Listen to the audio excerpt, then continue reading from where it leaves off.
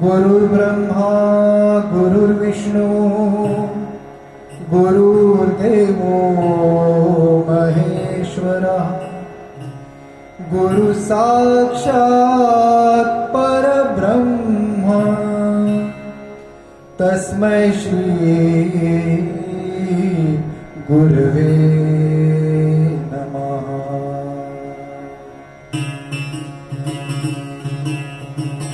अमृत की बरखा बरसे मेरे सद्गुरु के दरबार में। अमृत की बरखा बरसे मेरे सद्गुरु के दरबार में।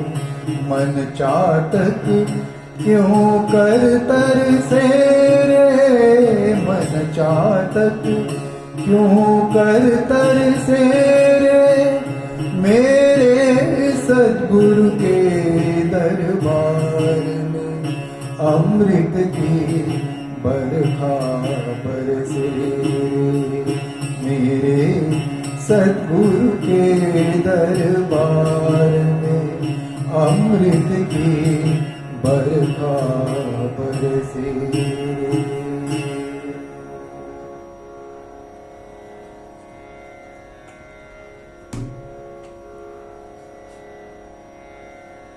सभी साधकों को नमस्कार।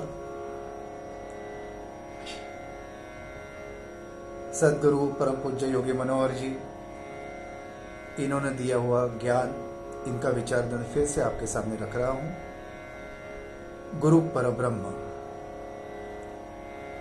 गुरु परब्रह्म के इसके पहले 3 भाग हो चुके हैं, जिसमें हमने गुरु शब्द का अर्थ, गुरु की महती, गुरु का मूल व्यासपीठ देखा है।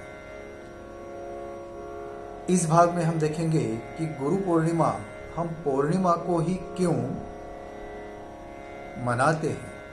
गुरु की पूजा हम पूर्णिमा को ही क्यों मनाते हैं। गुरु पूर्णिमा।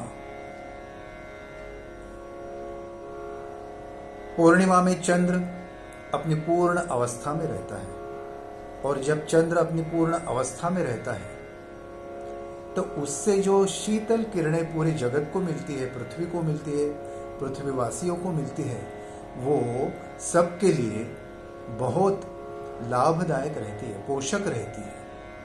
चंद्र की किरणें हमेशा ही मानव को पोषक रही है, पृथ्वी को पोषक रही है। तो चंद्र जब अपनी पूरी अवस्था में, पूर्ण अवस्था में रहता है, तो कुछ प्रकाश देता है, शीतल प्रकाश, सबके लिए आह्लाददायक।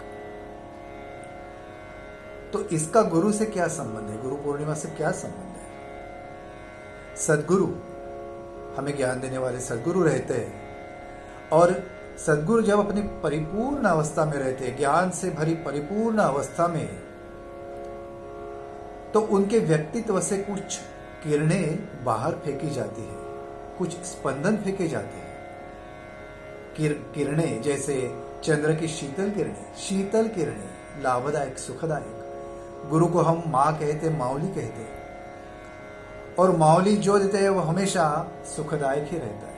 इसलिए गुरु के व्यक्तित्व से, जब गुरु अपने परिपूर्ण ज्ञान की परिपूर्ण अवस्था में रहते हैं, तब कुछ किरणें, कुछ स्पंदन बाहर फेंके जाते हैं, जो शिष्य के लिए बहुत पोषक रहते हैं। जैसा माँ का दूध बच्चे के लिए पोषक रहता, वैसा गुरु के व्यक्तित्व से बाहर पड़ने वाली किरणें, स्पंदन शिष्य के लिए बहुत पोषक रहते हैं। चंद्र अपनी पूरी अवस्था में, पूर्णिमा का चंद्र पूर्ण अवस्था में, उसी तरह गुरु भी अपनी पूर्ण अवस्था में, ज्ञान के परिपूर्ण अवस्था में जब रहते हैं, तब अपने आप उनके व्यक्तित्व से ज्ञान की किरणें, ज्ञान के स्पंदन बाहर पड़ते हैं, वो शिष्य के लिए पोषक रहते हैं। यह है पूर्णिमा का चंद्र और गुरु का संबंध, जो सद्गुरु ने बताया, योगी मनोहर जी ने। अब ये गुरु पूर्णिमा आषाढ़ मास में ही क्यों मनाते हैं, इसका भी रहस्य सद्गुरु बताते हैं।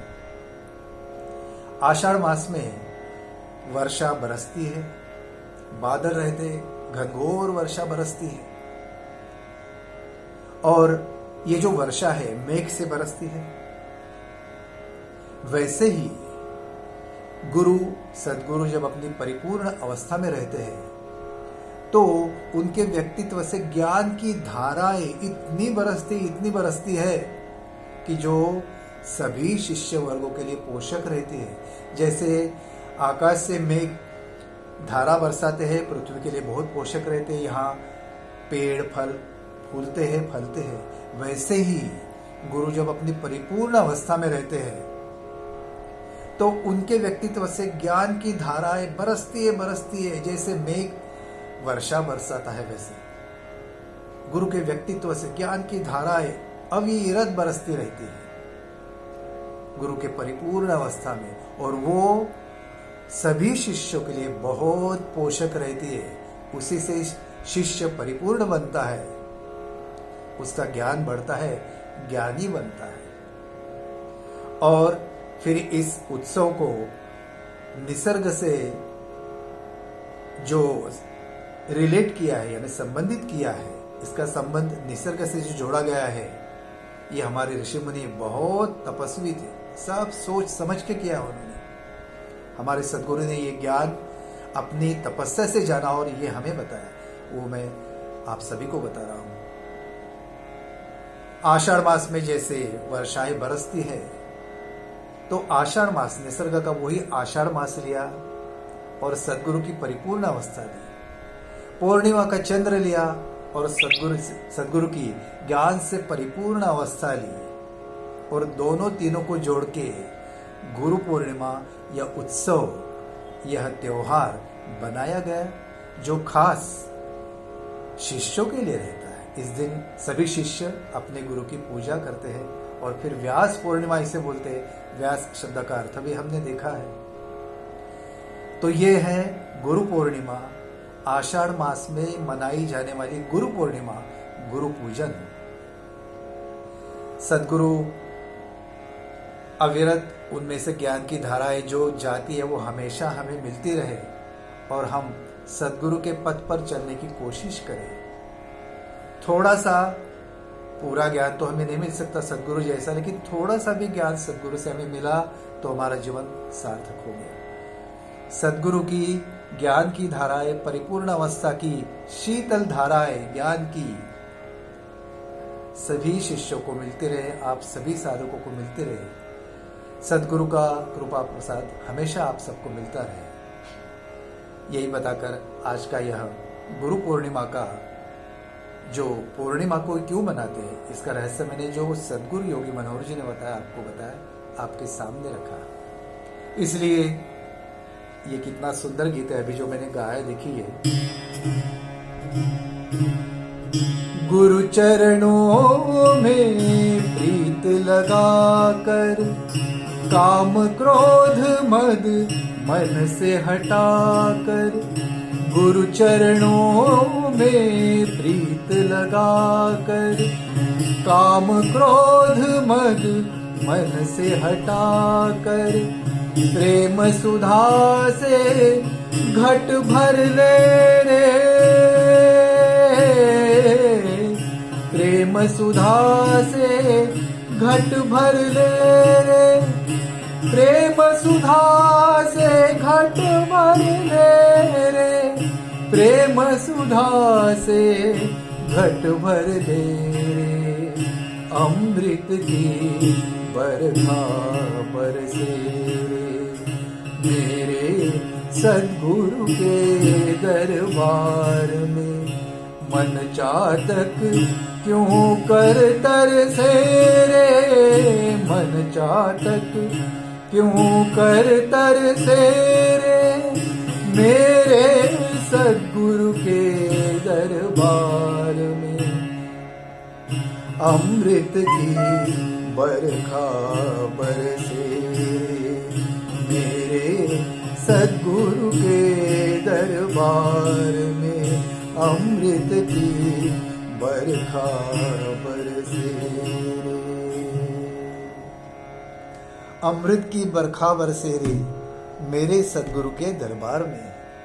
बरखा, ये गीत, इसमें बरखा आई है। और हमारे ज्येष्ठ साधक श्री गुप्ता जी जो मुंबई के हैं, अभी वो नहीं रहे, उन्होंने ये गीत लिखा था, मुझे दिया था और कहा था कि दत्ता जी मैं आपको देता हूँ कुछ गीत, वो आप अपने आवाज़ में गाइए, इसकी सीडी निकालिए। तो उनके मुझे सदगुरु के ऊपर बहुत अच्छे अच्छे गीत मिले और बाद में उन्होंने ही ये सीडी निकाली, गीत गंगा। इसमें सदगुरु का स्तवन है, दत्त स्तवन है, हिंदी में है और ये सभी गीत बहुत अच्छे लिखे उन्होंने। मैंने उसे स्वरसाज दिया और सीडी बनी। आप ये अवश्य सुने, मन को बहुत शांति समाधान मिलेगा। पूरी गुरु की महती है इसमें। तो इसमें बरखा ली है ये गीत में। और अभी मैंने जो बताया कि गुरु पूर्णिमा आषाढ़ मास में बरखा ऋतु में हम करते हैं, तो ये सब एक साथ ऐसे योग है, बस एक साथ आया और मैंने उसका संगीत दिया। सारे पग मरे सा, ये राग है मियाँ मल्हार। मल्हार यानी वर्षा ऋतु का राग। तो सब अपने आप जम के आया, सदगुरु की कृपा है। अर्थात अपना कुछ नहीं, जो रहता है अच्छा मिलता है, सदगुरु की कृपा से मिलता है। सब अपने ऐसे जुड़ के आया, मल्हार राग, वो गीत, सदगुरु का स्तवन, और अपने आप मेरे मन से वो जो सुर निकले, सारे प म प नि ध नि सा ध नि प म प ग म रे सा, मल्हार राग के सुर आए और अपने आप यहाँ से वो गीत निकला जो उन्होंने लिख दिया था। अमृत की बरखा बरसे रे मेरे सदगुरु के दरबार में, अमृत की बरखा बरसे रे। सदगुरु के व्यक्तित्व से अमृत की वर्षा ही तो होती है ना हमेशा, जो हमारे लिए कितनी पोषक रहती, कितनी पोषक रहती। सदगुरु की कृपा हमेशा आप सब पर, हम सब पर बनी रहे। बहुत बहुत धन्यवाद। जय योगी मनोहर जी, जय सदगुरु। धन्यवाद।